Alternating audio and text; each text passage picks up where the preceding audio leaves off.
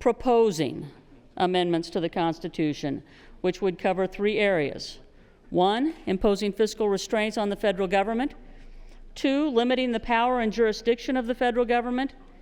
And 3, limiting the terms of office for officials in the federal government. But there is no way, if a convention should be called, to control what is to be done. Once such a thing is assembled, they can rewrite the entire Constitution. And once we open the door, everything will be on the table. So maybe we come for a balanced budget amendment, but what are people willing to sacrifice and bargain away to get their balanced budget amendment? Gun rights? Reproductive rights? Religious freedom?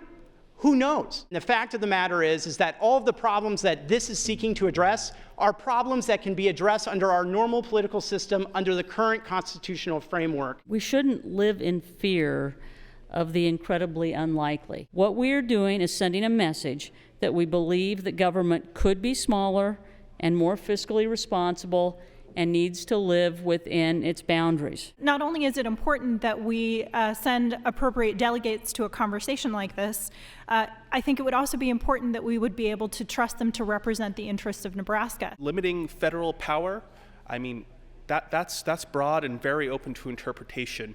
Abolishing the EPA might be limiting federal power, and so might be abolishing the Senate. There will be plenty of oversight by both the legislators and legislatures who have sent delegates, but also by the citizens.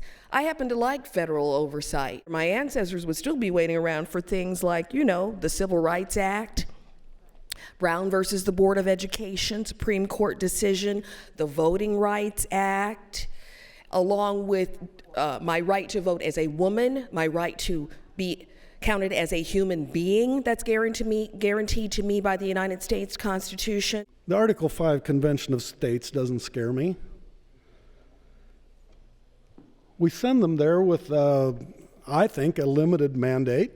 But yes, it could head in all kinds of directions because it isn't specific. It doesn't spell out a balanced budget. It just sets some parameters, maybe in the future, that they can stick to in their spending. I'll read the comments of recently deceased Antonin Scalia. Recently said, "I certainly would not want a constitutional convention." Whoa, who knows what would come out of it?